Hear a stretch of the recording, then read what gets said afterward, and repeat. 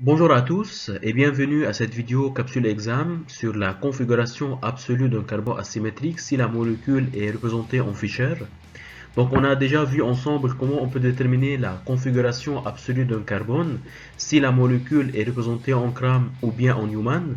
Donc si vous avez des difficultés, n'hésitez pas de regarder ces vidéos. Donc, comme d'habitude, avant de commencer, souriez parce que tout ça va bien se passer. La question ici, comment on peut déterminer la configuration absolue d'un carbone asymétrique si la molécule est représentée en Fischer.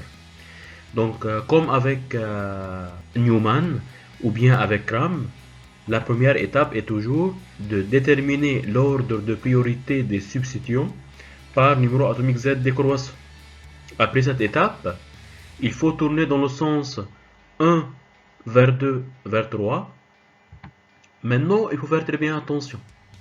Donc si le substituant numéro 4, c'est-à-dire le groupe le plus petit, il est à l'horizontale, bah dans ce cas-là, on inverse la configuration LU et on dit Fischer est un monteur. Donc si on obtient R, on dit que c'est S. Si on obtient S, on dit que c'est R, à condition que le groupe le plus petit soit à l'horizontale. Si le groupe le plus petit il est à la verticale, dans ce cas-là, seulement on lit la configuration. On n'inverse pas la configuration.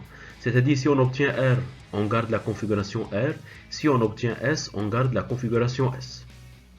Pas de panique, on va faire un exemple tout de suite.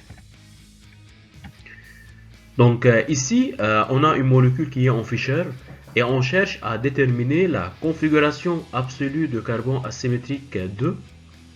Donc la première étape, il faut déterminer l'ordre de priorité des substituants par numéro atomique Z décroissant. Donc ici on a quoi? On a l'atome de carbone en rouge, il est lié à quoi? À un atome d'azote, un atome de carbone, un atome de carbone et un atome d'hydrogène. Donc parmi les éléments que je viens de citer, donc l'azote est l'atome qui a le plus grand numéro atomique Z et donc le groupement NH2 sera prioritaire.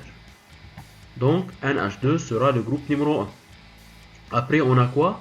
On a le carbone qui est ici, qui est lié à un oxygène, à un atome de chlore et à un atome de carbone. Et on a le groupement CO2H. Donc ici on a un atome de carbone qui est doublement lié à un atome d'oxygène.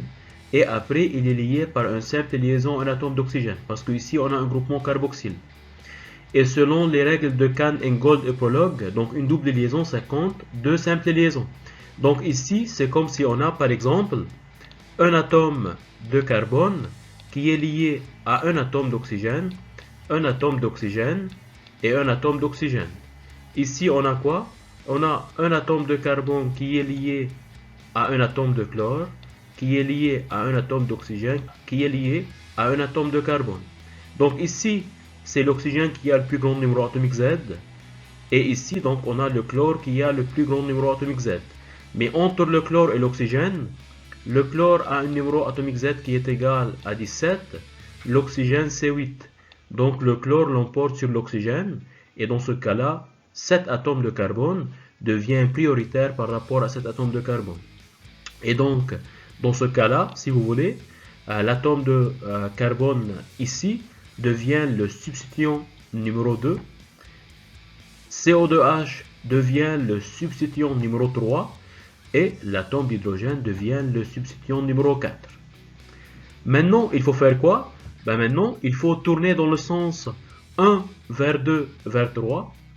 Et donc, si on tourne dans le sens 1 vers 2 vers 3, et dans ce cas-là, on tourne dans le même sens de l'aiguille d'une montre. Donc, la configuration est R.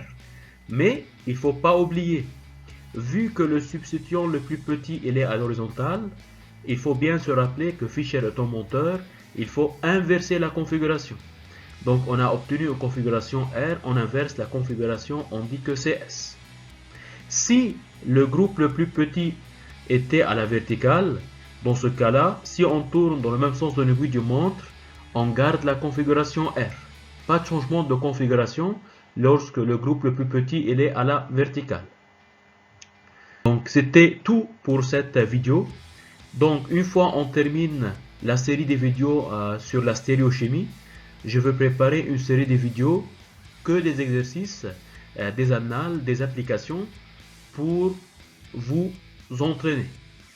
Donc, si cette vidéo vous a plu, merci de laisser un commentaire et de laisser un pouce dans l'air pour nous supporter.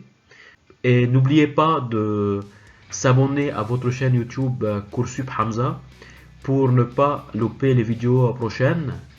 Et surtout, croyez en vous parce que je crois en vous. On lâche rien, on croise les doigts. Ciao, à la prochaine.